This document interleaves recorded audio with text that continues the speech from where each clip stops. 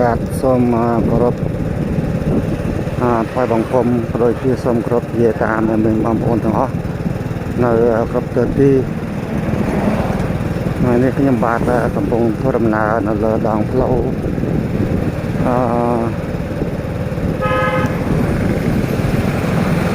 នៅលើដងផ្លូវ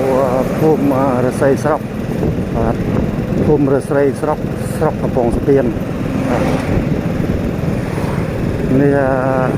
ទស្សនភាពនិងទេសភាពនៅលើដងផ្លូវភូមិរស័យស្រុកកំពង់ស្ពានបាទដើម្បីចែកជូនបងប្អូនទស្សនាកម្សាន្តនៅទស្សនភាពលើដងផ្លូវបាទផ្លូវនេះឆ្ពោះទៅកាន់វត្តវេលវ័នរស័យស្រុកបាទបន្តិចទៀតយើងនឹងទៅដល់វត្តរស័យស្រុកខ្ញុំបាទនឹងថតចែករំលែកក៏ដូចជាចែកជូនដល់បងប្អូននៅក្នុងប្រទេសក៏ដូចជានៅក្រៅប្រទេសដើម្បីបានទស្សនាកម្សាន្តខ្លះនៅទស្សនភាពដ៏ស្រស់បំព្រងនៅក្នុងវត្ត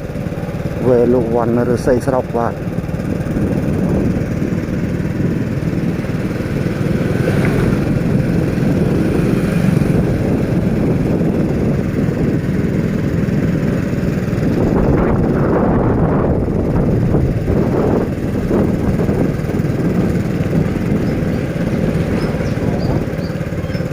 បាទនេះទស្សនភាពពួក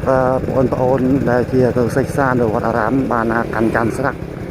ដើម្បីប្រសង់ក្នុងបណ្ឌបាត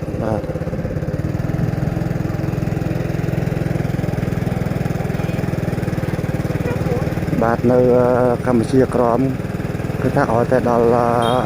រដូវចូលរៀននាការកម្មនៅក្នុងវត្តគឺមានពួកក្មេងៗយ៉ាងច្រើនបាទក្មេងប្រុសក្មេងស្រីហ្នឹងណាតែងតែជួយដើរកាន់ច័ន្ទស្រាក់ដើម្បីប្រសង់ត្រង់និមន្តបណ្ឌបាតបាទ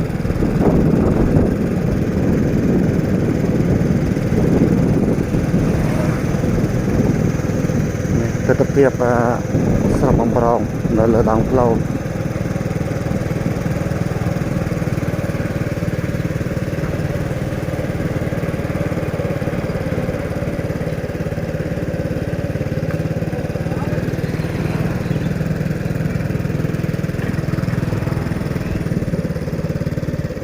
បាទនេះគឺជាស្រះមួយចំណុះវត្តវេលវ័នរស័យស្រុកដែរបាទស្រះនេះយ៉ាងស្រស់បំព្រងបាទព្រោះពេញទៅដោយប្រកាយឈូកនិងក្មេងៗមកទស្សនាកម្សាន្តគឺជាដើរលេងកម្សាន្តបាទនេះនៅលើដងផ្លូវជារៀងរាល់ឆ្នាំគឺថាឲ្យដល់រដូវបន់អកំបុកគឺថាមានបងប្អូនយើងមកដើម្បីនឹងប្រព្រឹត្តលេងនៅល្បែងប្រជាប្រិយអំពីប្រសង់លោករៀបចំកន្លែងនេះជាកន្លែងដើម្បីយើងលេងកម្សាន្តនៅរបាំបុរាណប្រជាប្រិយក៏ដូចជាចម្រៀងនិងល្បែងខ្លះដើម្បីបងប្អូនទស្សនាកម្សាន្តបាទនេះខ្ញុំបាទនឹងដល់ថតកាមេរ៉ានៅជុំវិញស្រះបាទដើម្បីចែកជូនបងប្អូនទស្សនាកម្សាន្ត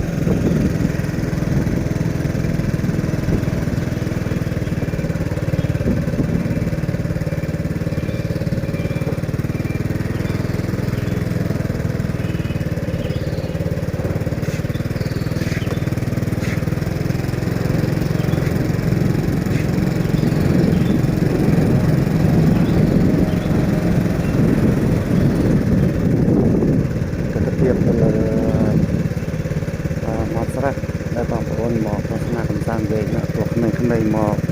លេងកម្សាន្តនៅកន្លែងនេះយ៉ាងច្រើន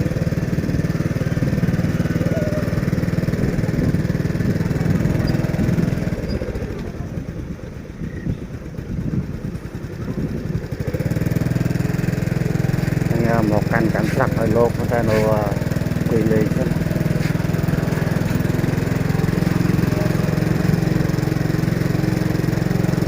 បាទចឹងដល់ជុំស្រះហើយយើងធ្វើដំណើរទៅកាន់វត្តវេលវ័នរស័យស្រុកវិញ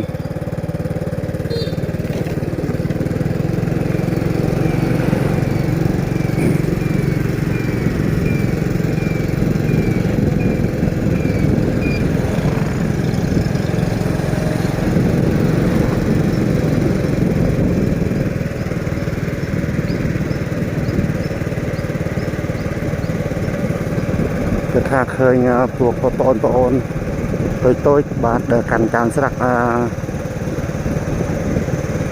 ដើម្បីប្រសង់និមន្តបណ្ឌបាតតាមភូមិស្រុកបាទ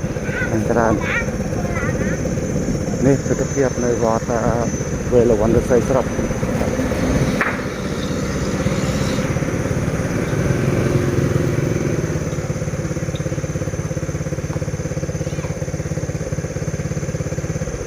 រដូវនេះគឺជារដូវ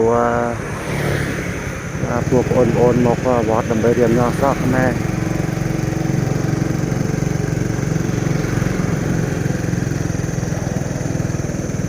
នេះយើងធ្វើដំណើរចូលក្នុងវត្តដើម្បីទស្សនាកម្សាន្តសាំងលោកបានកសាងសាលាយ៉ាងស្រស់ស្អាត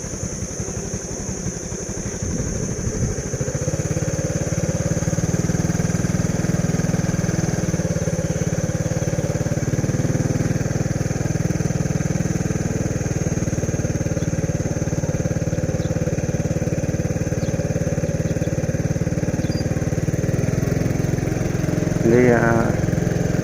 ប្រវិហារប្រវិហារវត្តវេលវ័នរិស័យស្រុក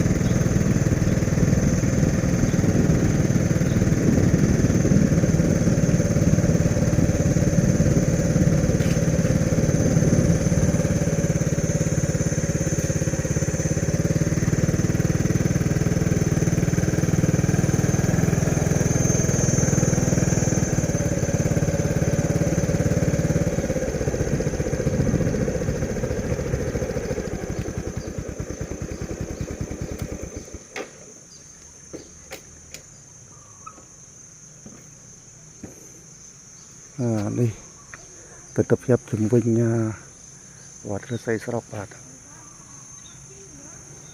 ប្រវេហារលៀបពណ៌ស្រស់ស្អាតមកលោកអូនលោកកូនតូច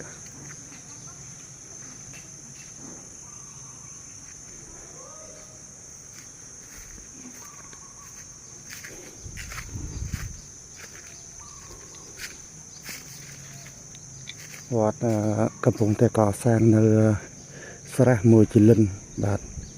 កំពុងកសាងនៅស្រះមួយជីលិនហើយពេលនេះឃើញថាជាងកំពុងធ្វើបាទជាងកំពុងធ្វើនៅសំណង់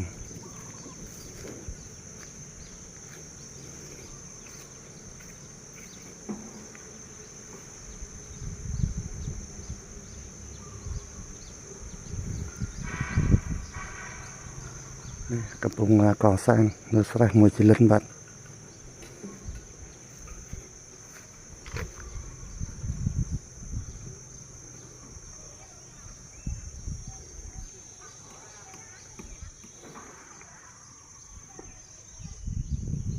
មិនតាន់បានរួចរាល់ហើយ